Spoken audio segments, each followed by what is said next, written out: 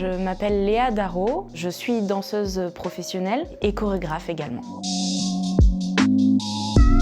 Avant tout, en étant danseuse contemporaine, du coup, je suis forcément interprète. Donc je travaille dans certains nombres de compagnies pour créer des spectacles et j'y danse. Donc je passe sur scène ou dans la rue pour danser devant un public. En complément de ça, je suis aussi chorégraphe. Donc j'ai aussi la facette où moi je pense, j'ai les idées et je crée les spectacles. La troisième branche du métier, c'est effectivement la médiation culturelle, parce qu'aujourd'hui, créer, c'est aussi savoir le transmettre, et donc la médiation, c'est comment amener, faire connaître mon métier et comment faire danser les gens et comment leur montrer une possibilité de créer dans notre monde, en fait. J'ai commencé la danse à 5 ans. J'ai commencé par la danse classique dans une école, puis après je suis rentrée au conservatoire, donc c'était vraiment grimper les échelons, arriver à toujours être mieux. J'ai découvert la danse contemporaine à l'adolescence, 14-15 ans. Ça a changé tout à fait ma vision de la danse. J'avais envie de faire architecte d'intérieur. Et du jour au lendemain, je me suis dit non, en fait, c'est danseuse que je veux faire. J'ai passé mon bac littéraire, j'ai quand même fini ce que j'avais entamé. Mais après le bac, je suis partie 2 ans en école de danse professionnelle et 2 autres années supplémentaires sur une autre école professionnelle encore plus professionnalisante. Et après, à mes 22 ans, j'ai commencé à travailler. Je suis rentrée dans le milieu du travail de la danse. Et de là, je suis allée de projet en projet, de compagnie en compagnie, et le réseau s'est fait. Les expériences accumulées m'ont amenée à d'autres expériences. Et aujourd'hui, ça fait 10 ans que je n'arrête pas et j'en ai toujours plus encore à faire. Donc voilà mon parcours.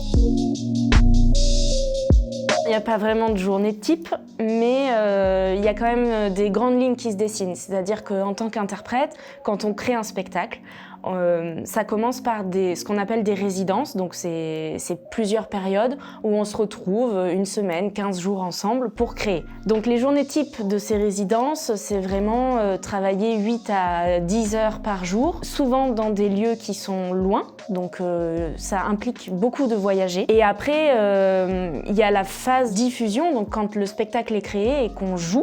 Donc on est vraiment en spectacle. Là, la journée type, elle est complètement différente. C'est-à-dire que selon le spectacle qu'on joue, si c'est le soir, notre journée, elle peut commencer qu'à 16h ou 18h. Et on finit à minuit, 1h du matin, notre journée. Si c'est un spectacle jeune public, c'est en journée aussi, donc c'est très variable. Mais globalement, on vit plutôt le soir et on dort la journée, quoi. Moi, j'ai plusieurs employeurs, plusieurs compagnies qui parlent à différents publics. Donc, j'ai une compagnie, par exemple, avec qui j'ai travaillé, c'était vraiment jeune public. J'ai aussi travaillé dans des compagnies où c'était pour les adultes, donc c'était spectacle du soir, tout public, on appelle ça. Ça, c'est des compagnies qui travaillent spécifiquement en théâtre. Donc là, je suis sur une scène, dans une boîte noire, sous les lumières, et le public est assis dans ses sièges, voilà. Après, il y a aussi des compagnies avec qui je travaille en rue.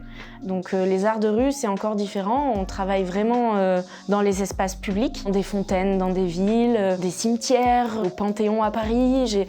J'ai fait tout un tas de monuments et de lieux très divers. Et là, le public visé, c'est vraiment les gens qui se promènent dans la rue. Il n'y a pas d'installation particulière technique.